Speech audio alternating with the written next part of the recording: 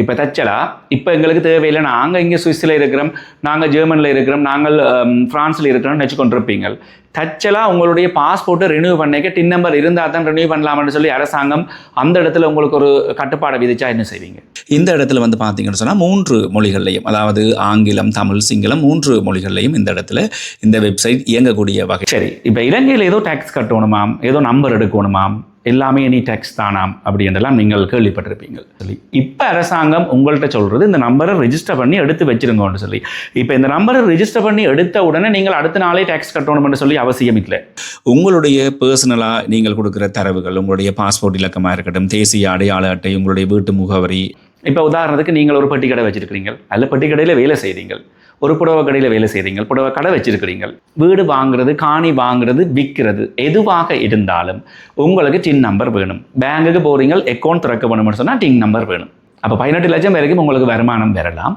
அதுக்கு மேலதிகமாக வர்ற பட்சத்தில் நீங்கள் அரசாங்கத்துக்கு டேக்ஸ் கட்டணும். அப்போ ஒரு பேங்க்ல இருந்து உங்களுக்கு வட்டி வருது என்று சொன்னால் இப்போ அந்த வட்டி வருமானத்துக்கு வந்து டேக்ஸ் இருக்குது.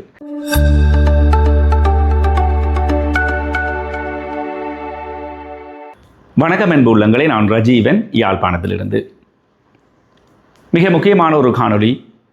உள்ளூரில் இருக்கிற ஆக்களுக்கும் சரி, புலம்பெயர்ந்த தேசத்தில் இருக்கிற ஆக்களுக்கும் சரி, ஒரு பயனுள்ள ஒரு காணொளியாக இந்த காணொளி அமைய இருக்கிறது என்றதால் இந்த காணொளியை வந்து முழுமையாக பாருங்கள். இடையில இருந்து பார்த்தாலும் விளங்காது, அதே சமயத்தில் நீங்கள் கொஞ்சம் தட்டி விட்டு ஓட விட்டு பார்த்தா கூட உங்களுக்கு விளங்காது. சரி, இப்போ இலங்கையில் ஏதோ டேக்ஸ் கட்டணுமாம், ஏதோ நம்பர் எடுக்கணுமாம், எல்லாமே எனி டேக்ஸ் தானாம் அப்படி என்றெல்லாம் நீங்கள் கேள்விப்பட்டிருப்பீங்க. இப்போ நிறைய பேர் வெளிநாடுகளில் இருந்து என்னட்ட கால் பண்ணி கேட்டுக்கொண்டே இருக்கிறீங்க, அது என்ன நடைமுறை சொல்லுங்கன்னு சொல்லி. இப்போ டிஐஎன், டின் நம்பர் அப்படி என்று சொல்லுவாங்க. இந்த டின் நம்பர் என்றா என்னென்னு சொன்னால் டேக்ஸ் பேயர் ஐடென்டிஃபிகேஷன் நம்பர், அதாவது வருமான வரிக்குரிய ஒரு இலக்கம் என்று வச்சுக்கொள்ளலாம். 9 இலக்கங்கள் இருக்கிற ஒரு இலக்கம். வெளிநாடுகளில் எல்லாம் இப்போது வந்துட்டுது. இப்போ கனடாவை பொறுத்த வரைக்கும் பார்த்தீங்கன்னு சொன்னால் சின் நம்பர்ன்னு சொல்லுவாங்க. வேறு நாடுகள்லையும் இந்த டின் நம்பர் வந்துட்டுது. இந்தியா போன்ற நாடுகள், யூகே, எல்லாத்துலேயுமே எல்லா நாடுகளுமே தனி மனிதர்கள் வந்து டேக்ஸ் அரசாங்கத்துக்கு கட்டிக்கொண்டு தான் இருக்கிறாங்க. அப்போ 2024 இந்த அரசாங்கம் வந்த உடனேயே இந்த நம்பரை ரிஜிஸ்டர் பண்ணி சொல்லியிருந்தது. அப்போ ஒரு குறிக்கப்பட்ட ஆக்கள் மட்டும்தான் ரெஜிஸ்டர் பண்ணியிருந்தாங்க. நிறைய பேருக்கு தெரியாது நாங்கள் இந்த டேக்ஸ் நம்பரை ரெஜிஸ்டர் பண்ணணுமா, எடுத்து வச்சிருக்கணுமான்னு சொல்லி. இப்போ அரசாங்கம் உங்கள்கிட்ட சொல்கிறது இந்த நம்பரை ரெஜிஸ்டர் பண்ணி எடுத்து வச்சிருங்கன்னு சொல்லி. இப்போ இந்த நம்பரை ரெஜிஸ்டர் பண்ணி எடுத்த உடனே நீங்கள் அடுத்த நாளே டேக்ஸ் கட்டணும்னு சொல்லி அவசியம் இல்லை. அப்போ யாரெல்லாம் இந்த நம்பரை எடுக்கணும் என்றால் எல்லாருமே எடுக்கணும். இலங்கையில் இருக்கிற எல்லாருமே எடுக்கணும், இலங்கை சம்பந்தப்பட்ட எல்லாருமே எடுக்கணும். இப்போ உதாரணத்துக்கு நீங்கள் ஒரு பெட்டி கடை வச்சிருக்கிறீங்க, அல்ல பெட்டி கடையில் வேலை செய்கிறீங்க, ஒரு புடவை கடையில் வேலை செய்கிறீங்க, புடவை கடை வச்சிருக்கிறீங்க, டாக்டராக இருக்கிறீங்க, இன்ஜினியராக இருக்கிறீங்க, யாராக இருந்தாலும் இந்த நம்பர் இருக்க வேணும். இப்போ உங்களுக்கு எப்படி தேசிய அடையாள அட்டை முக்கியமாக இருக்கோ, அந்த நம்பர் இங்கே எல்லாத்துக்கும் தேவையாக இருக்கோ, அதே மாதிரி எதிர்காலத்தில் இந்த டின் நம்பர், இந்த டிஐஎன் என்று சொல்கிற இந்த டின் நம்பர் தேவைப்பட போகுது. வயசு வந்து பார்த்தீங்கன்னு சொன்னால் குறிக்கப்பட்ட வயசு, அதாவது 18 வயசுக்கு மேலேயே நீங்கள் இதை ரெஜிஸ்டர் பண்ணி கையில் வச்சிருக்க வேணும் என்ற ஒரு கட்டாயம் வரப்போகிறது. இப்போ திடீரென்று ஏன் இப்போ எல்லாரும் இந்த இடத்துல நாட்டம் காட்டுறாங்க? 2024 இருந்து அரசாங்கம் சொல்லிக்கொண்டு தான் இருக்குது. இப்போ 2026 ஜூனில் வந்திருக்கிறோம். ஏன் திடீரென்று எல்லாரும் நாட்டம் காட்டுறாங்கன்னு சொன்னால், இந்த ஜூன் மாதம் 30ஆம் தேதிக்கு உள்ள எல்லாருமே ரிஜிஸ்டர் பண்ணி எடுத்திருக்க வேணும், இல்லாட்டி ஃபைன் அடிப்பேன்னு சொல்லி அரசாங்கம் சொல்லிட்டுது. அதோட இன்னும் ஒரு மிக முக்கியமான தகவலை அரசாங்கம் சேர்த்து விட்டுருக்கு. என்னென்னு சொன்னால், இப்போ எவ்வளோ காலமாக ரிஜிஸ்டர் பண்ணுங்க எடுங்கன்னு சொல்ல யாருமே டேக்ஸ் நம்பரை எடுக்கிறதா இல்லை.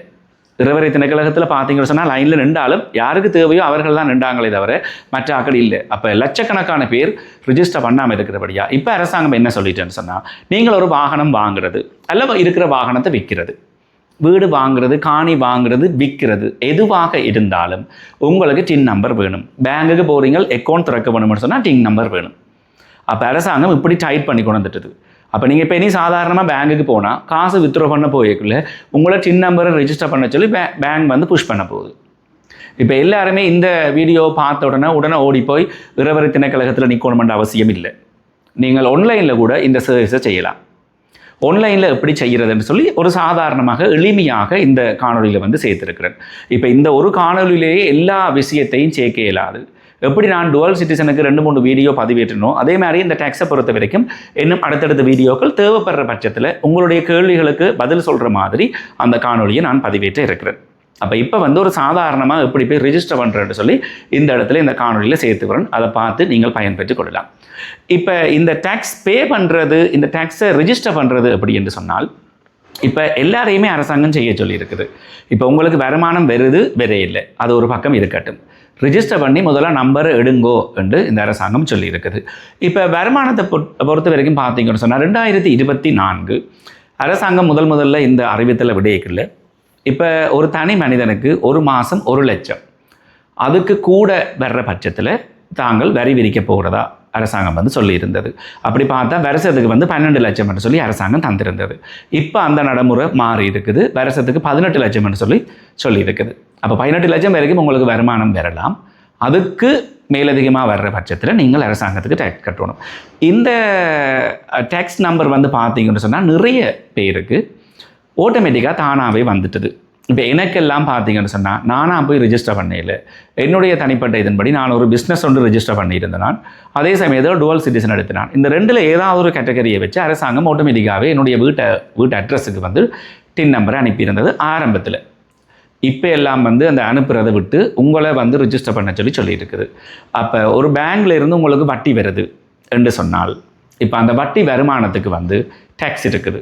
இப்போ உங்கள்கிட்ட வந்து 2-3 பேங்குகளில் காசு இருக்குன்னு சொன்னால் எல்லாத்தையும் சேர்த்து ஒரு கூட்டிய பெறுமதியாக வரும். இந்த ஐடென்டி கார்டு நம்பரை பொறுத்த வரைக்கும் அது புது ஐடென்டி கார்டு நம்பர், பழைய ஐடென்டி கார்டு நம்பர் எதுவாக இருந்தாலும் அது ரெண்டுக்கும் தொடர்பு இருக்குது. அரசாங்கம் உங்களோட புது ஐடென்டி கார்டு நம்பரையும் பழைய ஐடென்டி கார்டு நம்பரையும் ஒரு ஈஸியாக வந்து கண்டுபிடிச்சிருவாங்க. இப்போ நீங்கள் பழசை கொடுத்தாலும் புதுசுக்குரிய இதுக்கு டேக்ஸ் போகும், புதுசென்றாலும் பழசு எதென்றாலுமே அது இலகுவாக இருக்க போகிறது. அப்போ வருமானம் வந்து இப்படித்தான் தீர்மானிக்கப்பட இருக்கிறது. அரசாங்கத்தின் கொள்கை எப்படி என்று சொன்னால், இந்த டேக்ஸ் எல்லாத்தையும் நீங்களே ஃபைல் பண்ண வேணும், வேறு யார்கிட்டையும் கொடுத்து உங்களுடைய சொந்த தகவலை கொடுத்து நீங்கள் செய்ய தேவையில்லை என்று சொல்லி அரசாங்கம் சொல்லி இருக்குது. இப்போ சில பேருக்கு வந்து செய்ய தெரியாது. அப்படி செய்ய தெரியாத பட்சத்தில் நீங்கள் உங்களுடைய உறவினரையோ அல்லது உங்களுக்கு தெரிஞ்ச ஒரு நண்பர்களையோ வச்சு, அப்படி இல்லை என்று சொன்னால் ஒரு நிறுவனத்தை வச்சு கூட நீங்கள் இந்த டேக்ஸை வந்து பே பண்ணக்கூடியதாக இருக்கும். டின் நம்பர் ரிஜிஸ்ட்ரேஷன், அதாவது TIN, tax identification number Sri Lanka, எப்படி ரிஜிஸ்டர் பண்ணுறேன்னு சொல்லி நான் இந்த இடத்துல சிம்பிளாக உங்களுக்கு நான் காட்டித்தர இருக்கிறேன். இப்போ சாதாரணமாக வந்து நீங்கள் டின் ரிஜிஸ்ட்ரேஷன் ஸ்ரீலங்கா என்று சொல்லி நீங்கள் கூகுள் சர்ச்சில் கொடுத்தாலே உங்களுக்கு இந்த இடத்துல முதலாவதாக வர இருக்கிறது இலங்கை அரசாங்கத்தால் அங்கீகரிக்கப்பட்ட வெப்சைட். இதில் வந்து பார்த்தீங்கன்னு சொன்னால் ரெவென்யூ டிபார்ட்மெண்ட் சொல்லி இந்த இடத்துல போடப்பட்டிருக்கிறது. இப்போ இந்த இடத்த கிளிக் பண்ணி உள்ளே போனதுக்கு பிறகு இந்த இடத்துல நீங்கள் மேலே வந்து அதை சரி பார்த்து கொள்ளலாம். அதாவது eservice.ird.gov.lk என்று சொல்லி அந்த சரியான இணையதளத்துக்கு தான் போயிருக்கிறதா என்று சொல்லி நீங்கள் அதை சரி பார்த்து கொள்ளுங்கள். அப்படி இல்லைன்னு சொன்னால் உங்களுடைய பர்சனலாக நீங்கள் கொடுக்குற தரவுகள், உங்களுடைய பாஸ்போர்ட் இலக்கமாக இருக்கட்டும், தேசிய அடையாள அட்டை, உங்களுடைய வீட்டு முகவரி எல்லாமே களவாடப்பட நிறைய வாய்ப்புகள் இருக்கிறது. இப்போ இதை பயன்படுத்தி இப்படி அரசாங்கம் வந்து டின் நம்பர் கேட்குது, எல்லாரும் ஒரே தடவையில் நிறைய பேர் ரிஜிஸ்டர் பண்ணுறாங்க என்று சொல்லி தெரிஞ்சபடியாத இந்த சைபர் கிரைம் செய்கிற நிறைய பேர் இப்படி ஃபேக்காக நிறைய வெப்சைட்டுகளை வந்து இப்போ உருவாக்கி கொண்டு இருக்கிறாங்க. அதுக்குள்ளே உங்களுடைய தகவல் போகாமல் நீங்கள் பார்த்துக்கொள்ளுங்க. இந்த இடத்துல பார்த்தீங்கன்னு சொன்னால் நீங்கள் நேரடியாக இப்படியே போய் வந்து நீங்கள் ரிஜிஸ்டர் பண்ணலாம். அதுக்கு முதல்ல இந்த கோ டு மெயின் மெனுன்னு இருக்குது. இந்த மெயின் மெனுவை போங்க. இந்த மெயின் மெனுவில் பார்த்தீங்கன்னு சொன்னால் இப்படி தான் அந்த பேஜ் இருக்கும். அந்த பேஜையும் வந்து சரி பார்த்துக்கொள்ளுங்க, சரியான ஒரு பேஜில் தான் நீங்கள் நிற்கிறீங்களான்னு சொல்லி. இந்த இடத்துல வந்து பார்த்தீங்கன்னு சொன்னால் 3 மொழிகள்லையும், அதாவது ஆங்கிலம், தமிழ், சிங்களம் 3 மொழிகள்லையும் இந்த இடத்துல இந்த வெப்சைட் இயங்கக்கூடிய வகையில் அரசாங்கம் அதை வந்து செஞ்சு வச்சுருக்கிறாங்க. இந்த பாருங்க, தமிழில் வந்துடுது. ஆங்கிலத்துக்கு நாங்கள் மாற்றுற பட்சத்தில் ஆங்கிலத்துக்கு போகும். அதுலேயும் வந்து பார்த்தீங்கன்னு சொன்னால் ஒவ்வொரு மெனுவாக இருக்குது. இந்த இடத்துல நீங்கள் போக வேண்டியது இ-சர்வீஸ். இந்த இ-சர்வீஸுக்குள்ளே போகிற பட்சத்தில் இ-சர்வீஸை கிளிக் பண்ண உடனே உங்களுக்கு வந்து இந்த ஆக்சஸ் இ-சர்வீஸ் என்று வரும். இதில் வந்து கிளிக் டேக்ஸ் பேயர் ரிஜிஸ்ட்ரேஷன், இது வந்து முதல்ல நீங்கள் ரிஜிஸ்டர் பண்ணுறதுக்குரிய ஆப்ஷனை மாற்றமே நான் இந்த இடத்துல காட்டித்தரேன். அதுக்கு பிறகு ரிஜிஸ்டர் பண்ண பிறகு பின் நம்பர் இல்லாமல் இருக்கிறார்கள், வேறு வெரிஃபிகேஷன் சர்டிஃபிகேட் தேவைப்படுறார்கள், இந்த வேறு சர்வீஸை நீங்கள் பயன்படுத்தி கொள்ளக்கூடியதாக இருக்கும். இந்த முதல்ல நீங்கள் ரிஜிஸ்டர் பண்ண வேண்டியது இந்த விடயத்தை தான். அப்போ டேக்ஸ் பேயர் ரிஜிஸ்ட்ரேஷனுக்குள்ள போனதுக்கு பிறகு இந்த இடத்துலையும் ஒரு மெனு ஒன்று வருது. Foreign companies, individual, local, individual foreigners எல்லாம் வருது. இப்போ நீங்கள் லோக்கல் என்று சொல்கிற பட்சத்தில் லோக்கலுக்குள்ளே போயாச்சு. இப்போ லோக்கலுக்குள்ளே போன உடனே நீங்கள் சாதாரணமாக உங்களுடைய தேசிய அடையாள அட்டையை மாத்திரமே வச்சுக்கொண்டு இந்த டின் நம்பரை எடுக்க முடியும். இந்த இடத்துல பார்த்தீங்கன்னு சொன்னால் அப்ளிகேஷன் ரெஃபரன்ஸுக்குள்ள இதில் ஏற்கனவே வந்து உங்களுடைய என்ஐசி வந்து செலக்ட் பண்ணப்பட்டிருக்குது. நீங்கள் லோக்கல் என்று கொடுத்தபடியாக இதில் உங்களோட ஐசி நம்பரை கொடுப்பீங்க. இதில் கேட்கப்பட்டிருக்கிற தரவுகள் எல்லாத்தையும் கொடுப்பீங்க. தமிழ், ஆங்கிலம், சிங்களம் 3 மொழிகள்லையும் உங்களோட பேரை வந்து நீங்கள் தெளிவாக இந்த இடத்துல கொடுக்க வேண்டி வரும். கண்ட்ரி ஆஃப் பர்த் எல்லாம் கொடுப்பீங்க. அதே சமயத்தில் சிலர் வந்து இப்போ சிட்டிசன்ஸ், இப்போ டுவல் சிட்டிசனாக இருக்கிற பட்சத்தில் அந்த டுவல் சிட்டிசனாக என்று சொல்லி அந்த தகவலும் இந்த இடத்துல கேட்கப்பட்டிருக்குது. இதை தவிர உங்களுடைய பெர்மனன்ட் அட்ரஸோடு சேர்த்து வந்து பார்த்தீங்கன்னு சொன்னால் சிலருக்கு வந்து ரெசிடென்ட் அட்ரஸ் வித்தியாசப்படுற பட்சத்தில், இப்போ பெர்மனன்ட் அட்ரஸ் யாழ்ப்பாணமாக இருக்கும், ரெசிடென்ட் வந்து அவர் கொழும்பில் 2 வேலை செஞ்சு கொண்டு இருக்கிற ஒரு ஆளாக இருந்தால் அவருக்கு ரெசிடென்ட் அட்ரஸ் வந்து வித்தியாசப்பட இருக்கிறது. அப்படி வித்தியாசப்படுற பட்சத்தில் நீங்கள் அந்த அட்ரஸை கொடுக்கணும். மிக முக்கியமானது ஒரு விடயத்தை கவனித்து கொள்ளுங்க. உங்களுடைய தொலைபேசி இலக்கம் இந்த இடத்துல கேட்கப்பட்டிருக்கிறது. அதே சமயத்தில் இமெயில் முகவரி மிக முக்கியமான ஒரு விடயமாக இந்த இடத்துல பார்க்கப்படுகிறது. என்னென்னு சொன்னால் நீங்கள் சர்வீஸ் செய்கிறதால உங்களுடைய இமெயில் முகவரிக்கு தான் சகல தகவல்களும் பரிமாற்றம் நடக்க இருக்கிறது. இந்த பாருங்கள், இந்த இடத்துல மொபைல் நம்பர் கேட்டிருக்காங்க, இமெயில் அட்ரஸ் கேட்டிருக்காங்க. அதே சமயத்தில் உங்களுடைய பிள்ளைகள், ஸ்பவுஸ், மேரி பண்ணியிருந்தால் உங்களுடைய கணவன் அல்லது மனைவியினுடைய தகவல்களும் இந்த இடத்துல நீங்கள் சேர்க்க வேண்டும். பிள்ளைகள் இருக்கிற பட்சத்தில் பிள்ளைகளுடைய தகவல்களும் இந்த இடத்துல சேர்க்க வேண்டி வருகிறது. அதோட இன்னொரு முக்கியமான விஷயத்தை நான் இந்த இடத்துல சொல்ல வேணும். அதாவது நீங்கள் உங்களுடைய தேசிய அடையாள அட்டை முன்புறமும் பின்புறமும் ஒரு PDF ஃபார்மேட்டில் வந்து நீங்கள் அந்த தேசிய அடையாள அட்டையை ஸ்கேன் பண்ணி வச்சுருக்க வேணும்.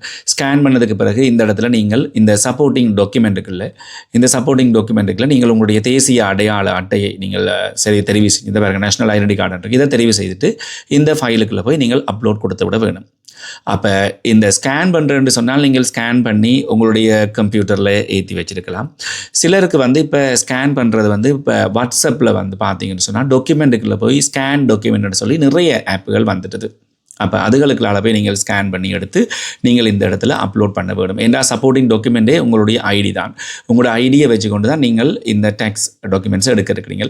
இதுக்கு பிறகு நீங்கள் எல்லா தகவலும் கொடுத்ததுக்கு பிறகு நீங்கள் சப்மிட் என்று சொல்லி இந்த இடத்துல மாற்றம் வர இருக்கிறது. இப்போ பர்பஸ் வந்து கேட்குது. இப்போ பர்பஸ் கொடுக்க நீங்கள் டேக்ஸ் பர்பஸுக்கு தானே நீங்கள் கொடுக்க போகிறீங்க.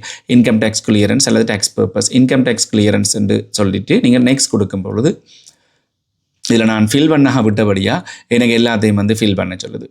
ஸோ நீங்கள் எல்லா தகவலையும் நீங்கள் ஃபில் பண்ணுற பட்சத்தில் உங்களுக்கு வந்து அடுத்ததாக சப்மிட் என்று சொல்லும்.